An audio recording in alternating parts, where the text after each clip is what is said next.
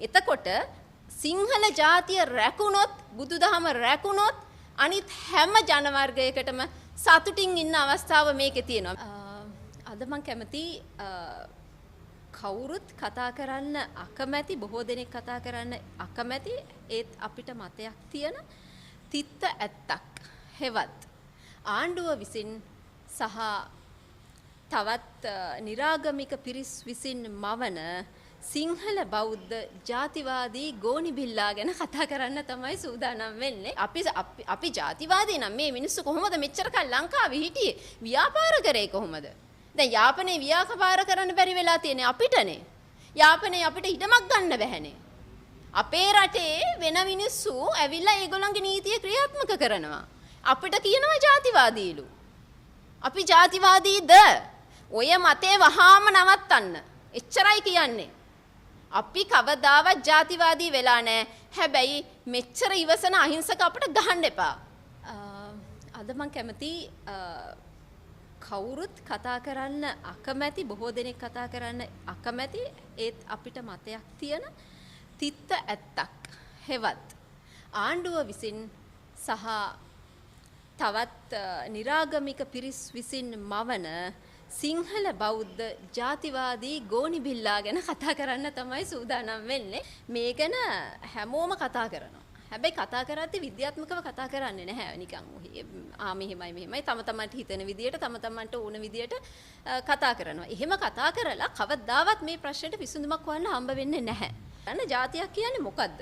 ඇත්තටම ජාතියක් කියන්නේ භාෂාව, ආගම, සංස්කෘතිය, ඉතිහාසය, වාර්ගිකත්වය වගේ දේවල් වලින් හැඩ ගැහුණු පොදු ආත්මයක්. අපි ඉංග්‍රීසියෙන් කිව්වොත් වැඩි තේරෙන shared soul කිව්වොත්, එහෙම නැත්නම් අපේ තරුණ පරම්පරාවට තේරෙන විදියට කිව්වොත්, දැන් විදියට කිව්වොත් shared vibration, සමාන vibration එකක්. අර වගේ ඉහත කියපු දේවල් වලින් හැඩ ගැහුණු. ඒක තමයි ජාතියක අනන්‍යතාවය. ඒ වගේම මේ ජාතියක් එක රටක විතරක් නෙමෙයි. ජාතියක් රටවල් කිහිපයක, ප්‍රදේශ කිහිපයක ඉන්නත් හැකියාව තියෙනවා. එතකොට මේ වගේ තව කෙටියෙන් කිව්වොත් රටක් සංස්කෘතික කරපු මිනිස්සුන්ට තමයි කෙටියෙන් කිව්වොත් අපි ජාතියක් කියලා කියන්නේ. එතකොට රාජ්‍යයක් කියන්නේ මොකද්ද? මං හිතන්නේ දැන් මේ ගොඩක් අයට තියෙන ප්‍රශ්නේ ඕකනේ. රාජ්‍යයක් කියන්නේ අනිත් එක තමයි ජාතියක් කියන්නේ සමාජීය කාරණාවක්. රාජ්‍යයක් කියන්නේ දේශපාලනික සහ නීතිමය කාරණාවක්. ඊළඟ දේ තමයි අපිට තව දැනගන්න පුළුවන් ශිෂ්ටාචාර රාජ්‍යයක් කියලා එකක් තියෙනවා. දැන් ඒකට හොඳම උදාහරණේ අපි හැමෝම දන්න චීනය. චීනය දැන් ජාතික රාජ්‍ය විදියට යනවා. හැබැයි ඉස්සර ශිෂ්ටාචාර රාජ්‍යයක්. මොකද්ද මේ ශිෂ්ටාචාර රාජ්‍යයක් කියන්නේ? ශිෂ්ටාචාර රාජ්‍යයක් වෙන්න නම් දිග අඛණ්ඩ ඉතිහාසයක් පැරණි ශිෂ්ටාචාරයක් තියෙන්න ඕනේ. ඒ ශිෂ්ටාචාරය ඒකේ අඛණ්ඩතාව අනන්‍යතාව කෙරෙහි මෙන්න මේ රාජ්‍යයක අනන්‍යතාව කෙරෙහි මෙන්න මේ ශිෂ්ටාචාරය තමයි රාජ්‍ය හැඩගස්වන්නේ. රාජ්‍ය හැඩය තීරණය කරවන්නේ.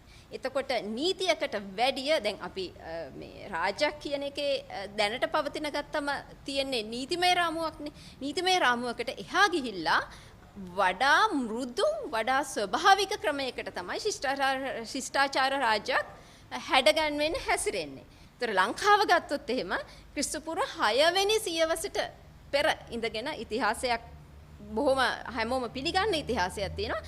ඊට එහා ගියපු වසර 6000කට එහා ගියපු මහා ශිෂ්ටාචාරයක් තියෙන රටක් ලංකාව කියන්නේ. තිබුණු රටක්. එතකොට මේ ශිෂ්ටාචාරය ඇතුලේ ඔබ පිළිගන්නවද? මම තරුණයාගෙන් අහන්න කැමතියි. ලෝකෙටම වැව් හදන්න කියලා දුන්නේ ඒ මහා ශිෂ්ටාචාරයේ මිනිස්සු. එතකොට ඉස්සෙල්ලම යකඩ හොයාගත්තේ ඒ මහා ශිෂ්ටාචාරයේ මිනිස්සු. ඊළඟට අඩි දහස් ගාණක් උඩට පොළවේ ඉඳගෙන වතුර ගෙනිච්ච සීගිරියේ ඒ මහා ශිෂ්ටාචාරයේ මිනිස්සු HCM බෙල් අතුරු පිරිස ඒක වහලා දැම්මා. මේ ඊළඟට විශ්වය හා ගනුදෙනු කරපු මහා ශිෂ්ටාචාරයක් තිබුණේ ඒ අපේ මිනිස්සුන්ට. ඔයගොල්ලෝ දන්නව ඇතිනේ ස්ටාගේට් එක. එතකොට අපේ තොරතුරු අරන් තමයි ඒව ගැන අපි වෙනම දවසක කතා කරමු. සමහර රසදිය වලින් වැඩ කරන යානා හැදුවේ. ඒවා අපේ තොරතුරු අපේ පුස්කොළ පොත් අරගෙන ගිහිල්ලා දැනටත් බ්‍රිතාන්‍ය කෞතුකාගාරයේ අපි මංකොල්ල කාපු පුස්කොළ පොත් තියෙනවා. එතකොට දැන් හොඳම තැන තමයි දැන් කතා කරන්න යන්නේ. දැන් අපිට කියනවානේ අපි ජාතිවාදී කියලා. එතකොට මේ ශිෂ්ටාචාරය රැකීමෙන් රැකෙන්නේ ඒ මහජාතිය විතරද? මට උත්තර එපා. ඔයගොල්ලෝ හිතන්න තනියම. ඒක රැකීමෙන් රැකෙන්නේ මහජාතිය විතරද? මෙච්චර කාලයක් සියලු ජන වර්ග මේ රටේ ඔය කියන ඊනියා බටහිර සංකල්ප එන්න ඉස්සෙල්ලා සියලු ජන වර්ග අපි එකට බොහොම හොඳට ජීවත් වුණා.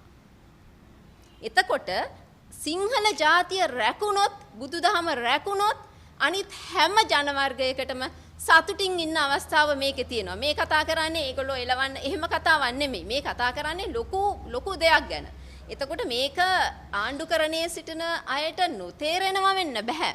මම හිතන දේ, අපි හිතන දේ. එතකොට සිංහල බෞද්ධකම රැකීම තුලම පමණයි අන්‍ය ජන වර්ගවලටත් සාමයෙන් සතුටින් ඉන්න අවස්ථාවක් ලැබෙන්නේ. එතකොට මොකද්ද මේකේ පදනම? එතකොට ජාතිවාදී වෙලා තියෙන සිංහල බෞද්ධයද? අහන්න හෘද සාක්ෂියක් තියෙනව නේද? අපි සිංහල බෞද්ධයා මෙච්චර කාලයකට හරි ලස්සනට හැමෝම මිනිස්සුත් එක්ක එකට ජීවත් වුණා. අපි ජාතිවාදී නම් මේ මිනිස්සු කොහොමද මෙච්චර කල් ලංකාවේ හිටියේ? ව්‍යාපාර කරේ කොහොමද? දැන් යාපනයේ ව්‍යාපාර කරන්න බැරි වෙලා තියෙන්නේ අපිටනේ. යාපනයේ අපිට ඉඩමක් ගන්න බැහැනේ. අපේ රටේ වෙන මිනිස්සු ඇවිල්ලා ඒගොල්ලන්ගේ නීතිය ක්‍රියාත්මක කරනවා. අපිට කියනවා ජාතිවාදීලු. අපි ජාතිවාදීද? ඔය මතේ වහාම නවත්තන්න. එච්චරයි කියන්නේ. අපි කවදාවත් ජාතිවාදී වෙලා නැහැ. හැබැයි මෙච්චර ඉවසන අහිංසක අපිට ගහන්න එපා.